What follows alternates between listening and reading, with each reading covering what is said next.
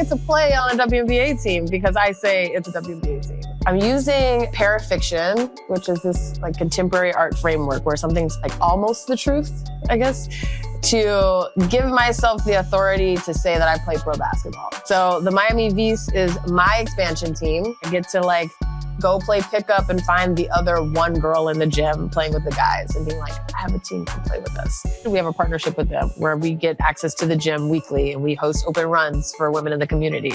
I try not to think of money as the only resource. You're not asking for help. You're asking for partnership. The next generation of women in basketball.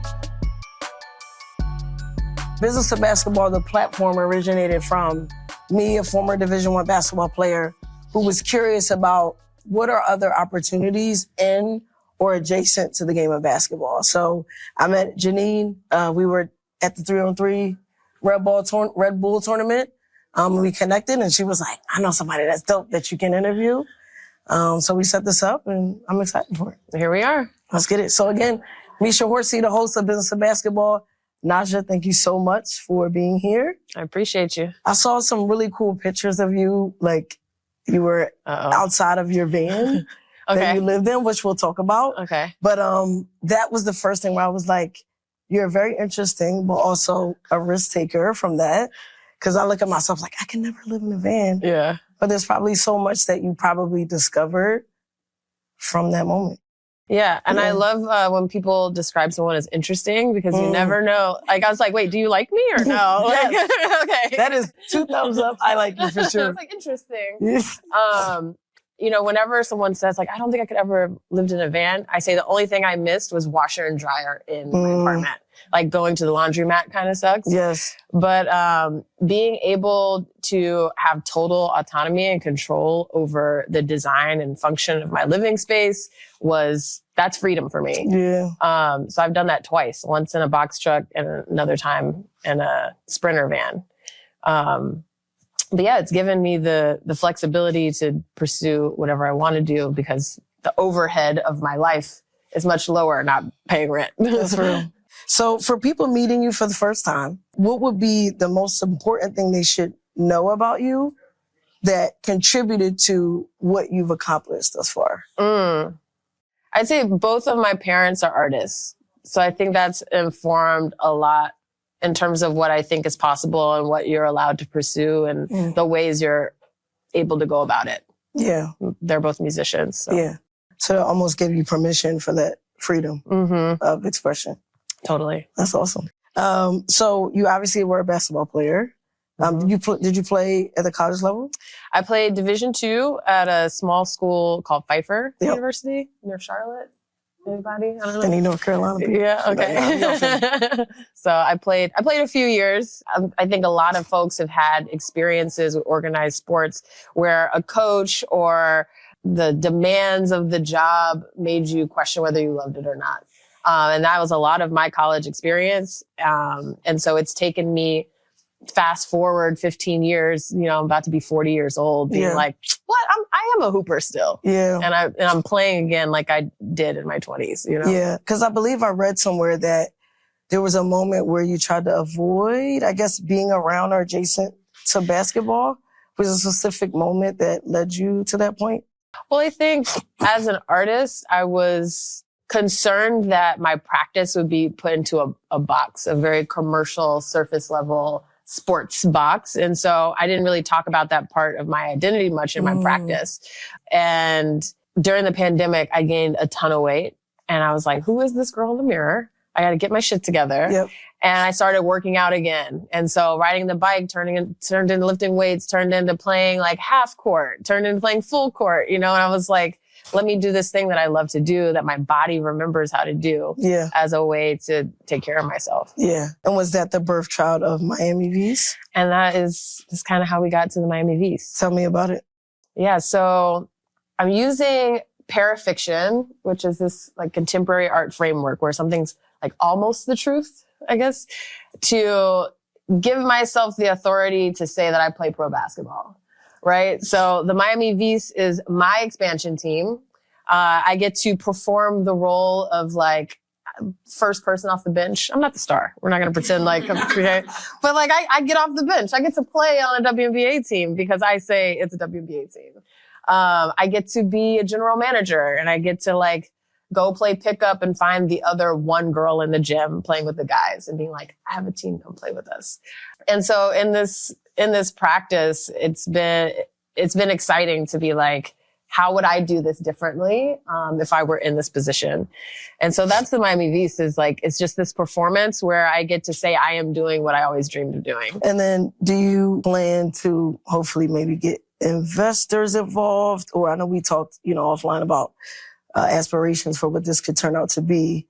So there's no end goal, right? But what do you foresee it becoming? I mean, we talked about this a bit, where I'm just naturally avoidant. Like that's a very, like, oh, there's an answer. Like, I don't know.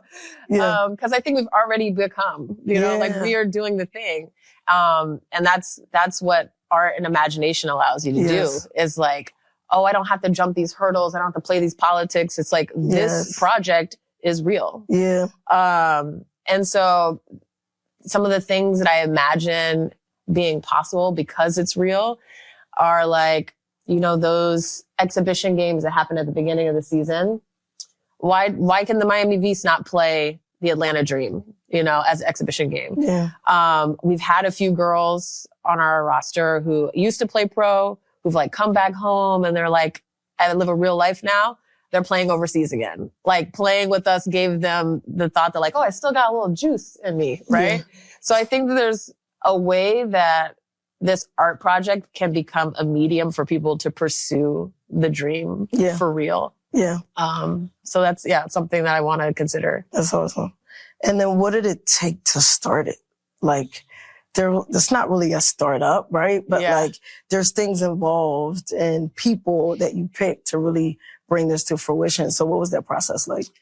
Yeah, I think there's two really big components. One, my partner worked in sports media for over 10 years. So Jackie kind of knows how that whole landscape works. So when we're publishing things online, there is a certain thought process about how will this be perceived by an audience and how do we make it feel real? Right. And then the other thing is partnerships. I think even being here in this building, like the city of Miami Parks and Recreation, we have a partnership with them where we get access to the gym weekly and we host open runs for women in the community. And so I try not to think of money as the only resource. Like money is a tool that can help you get the thing. But if the thing that we need is a gym and we know the people who run the gym, so it's about, building partnerships. Yeah. And I think there's vulnerability in asking for help or asking to be a partner. So for folks who maybe not be comfortable in that world of asking, right? Yeah. Like, how do you talk to that person to build those level of partnerships? Like, what does that look like? How do you build the confidence to do that? I hear you. I think it becomes easier when you respect what you do enough to know that you're not asking for help.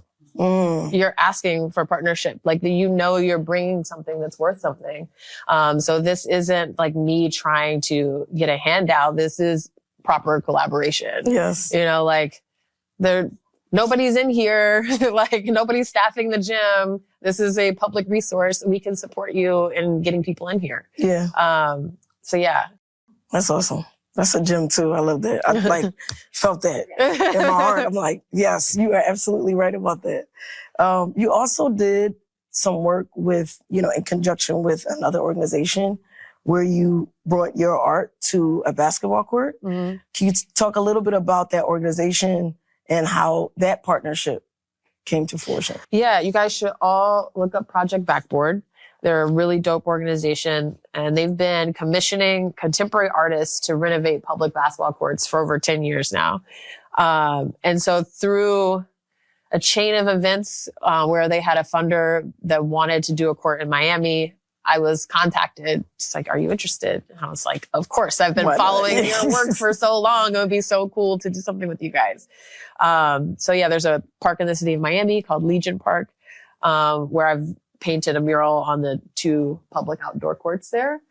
And And that's also the first iteration of collaborating with Jay in the Black Women's Basketball Museum, where during Art Week in December, we had a pop-up of the museum in conjunction with the court. That's awesome. Yeah. And what did that experience do for your artistry? Whether there was maybe some more opportunities that came from that? How did that help? I mean, we talked a little bit earlier about how I kind of used to separate like hooper and artist. And so being able to work with an organization that I really trust and respect that is also a hooper and artist has made me a lot more confident and comfortable in being in that space. So when people hit me up about basketball art, I no longer take that as a slight, you know? I'm like, yeah, that's me. You get me. So it was a big catalyst in that way. And they also, over the course of the last 10 years, have just worked with so many incredible artists.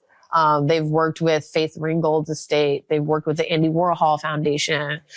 So for me, as an artist who hasn't shown in as many big institutions, it's been great to be able to be added to that roster of people that I really respect. I did a little bit of digging. Okay. So I'm going to make sure that I'm reading this verbatim to make sure that I'm quoting you in the right way. And if I'm not, I'm going to tell you. Check me.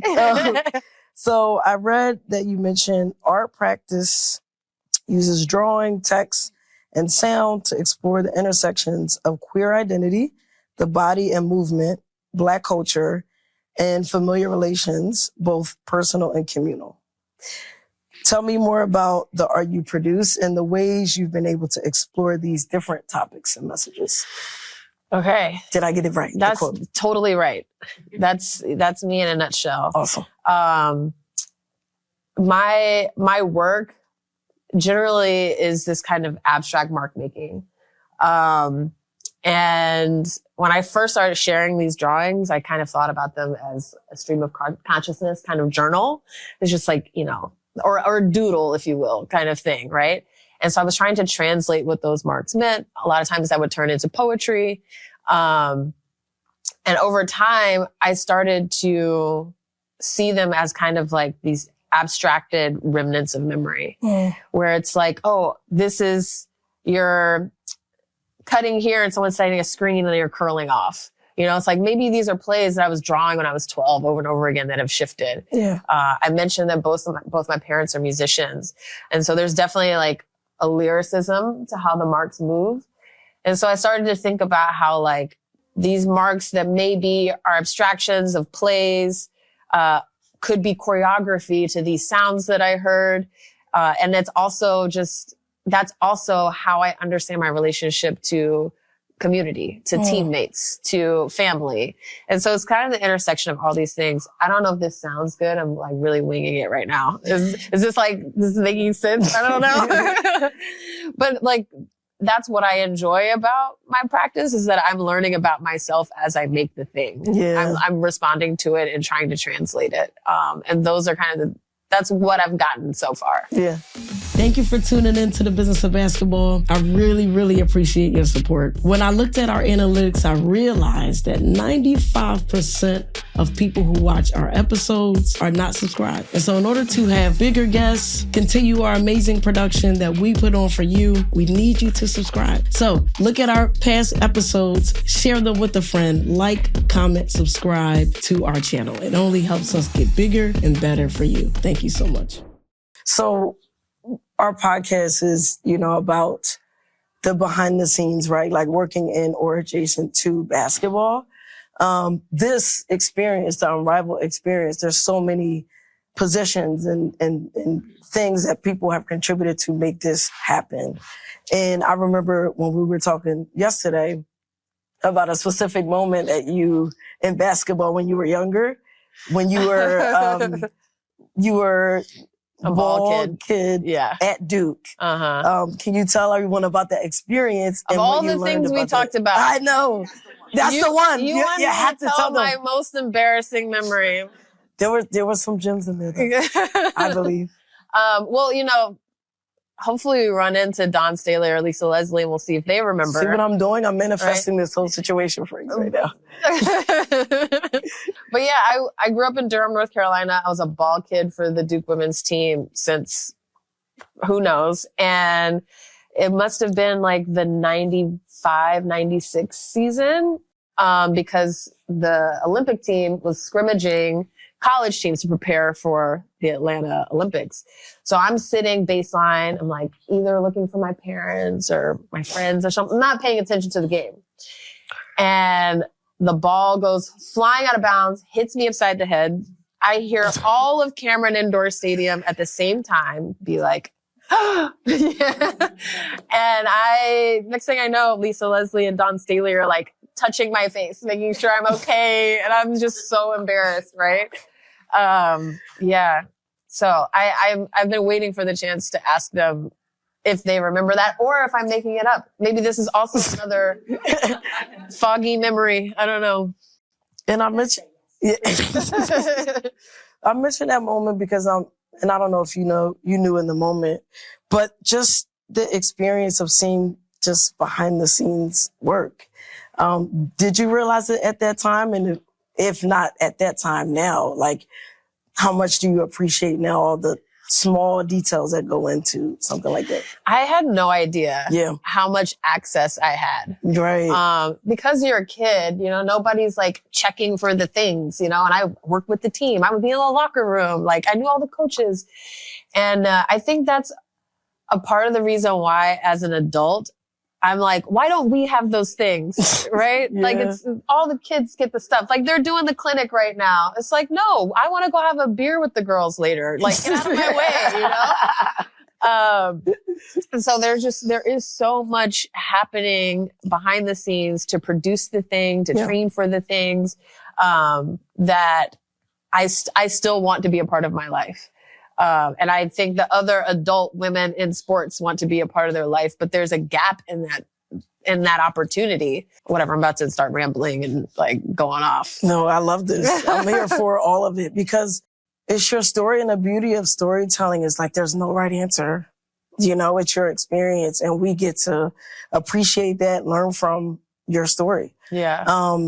Thank you. What I most admire about what you're doing, career just sounds so formal, but like your work and what you're doing is that you're doing this full time.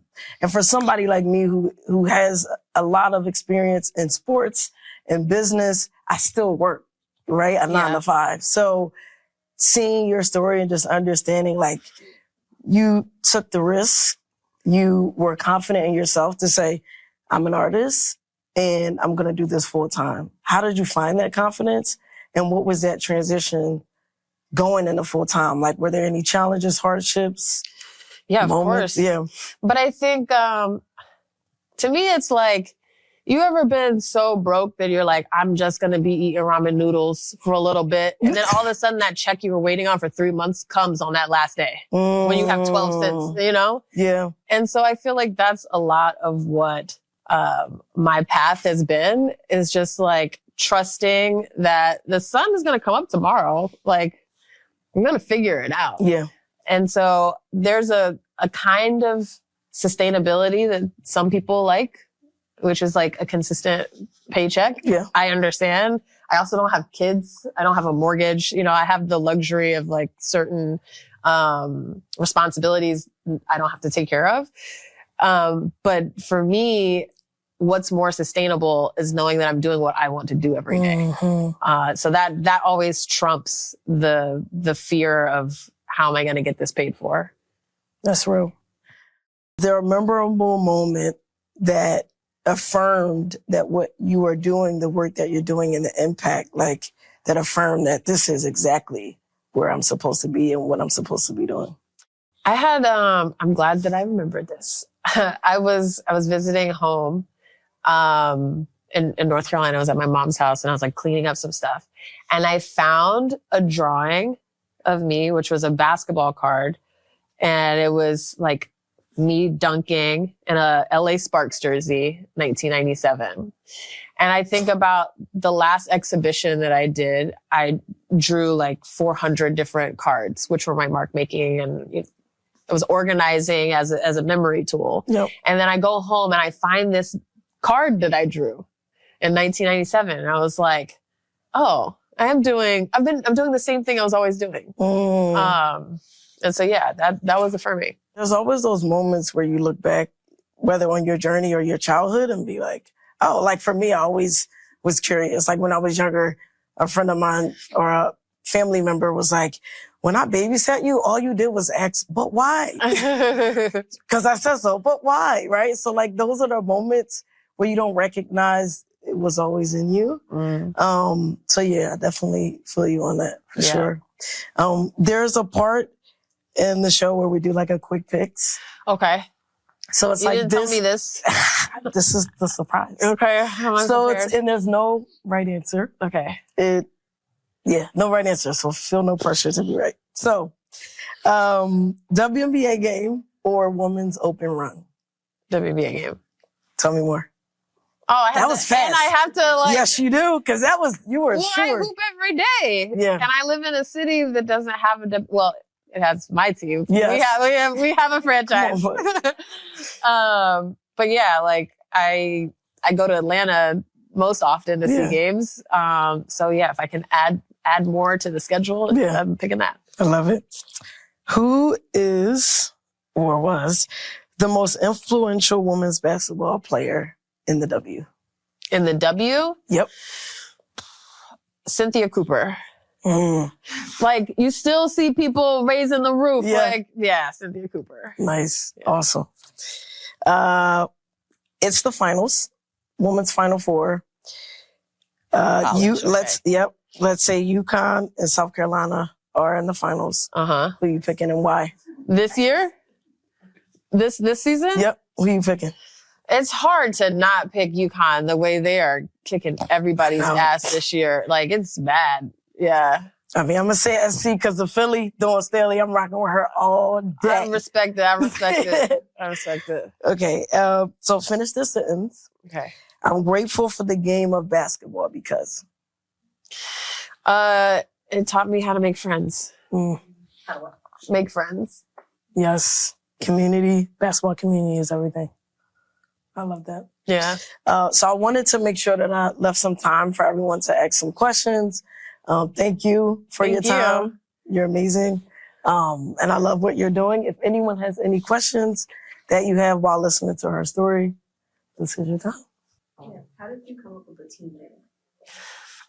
So VIS, thank you for the question because I don't get to talk about it very often, is the sister of Nike.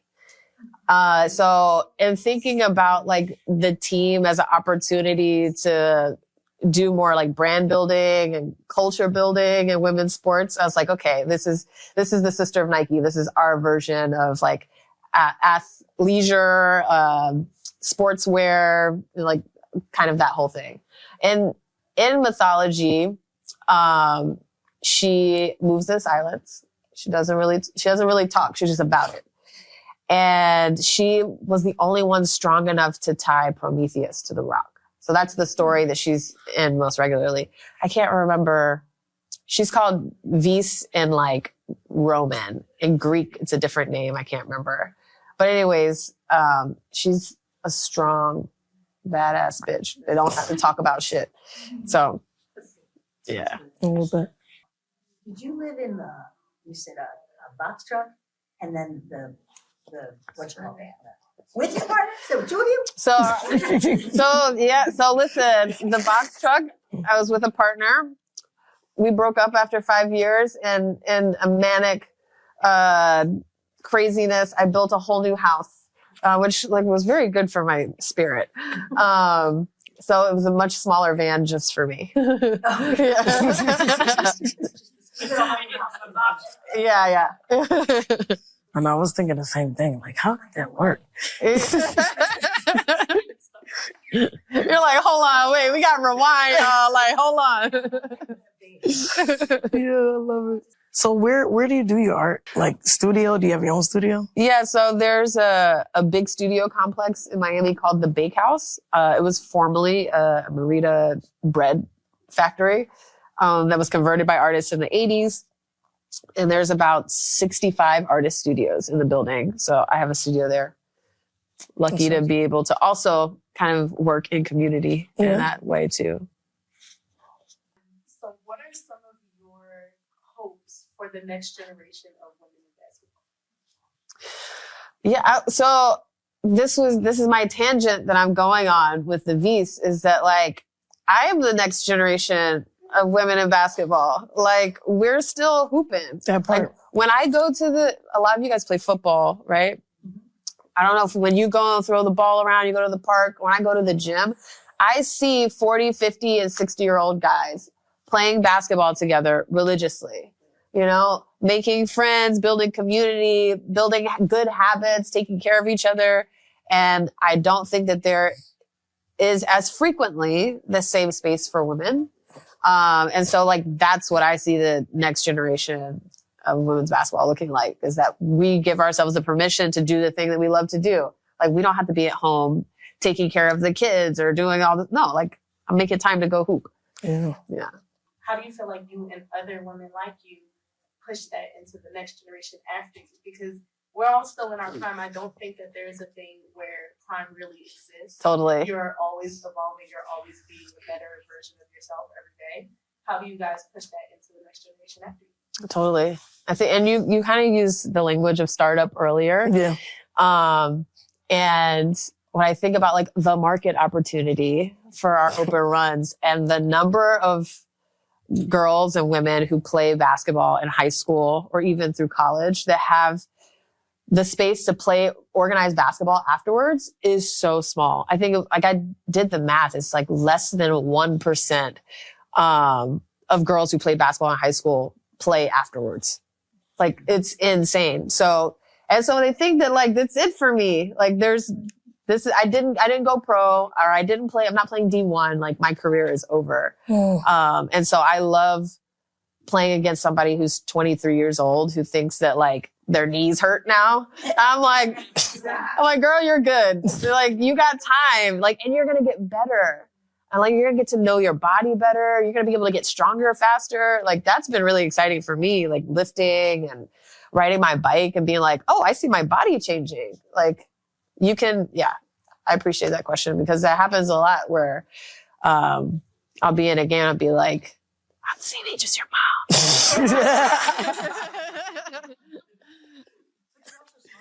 That's true. That's the thing. Totally. I mean, I play with these guys and I said, I'm not older.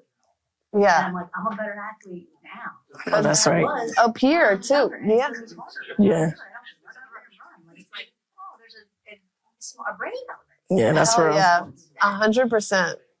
What do you think about this? It's always been historically a woman's pay gap, right? Like we're not new to this, but particularly what's going on in the WNBA, you know, what are your thoughts on that? It's interesting. I'm also like, the WNBA just rolled out the schedule. Like, there's not been an agreement. Like, this is weird.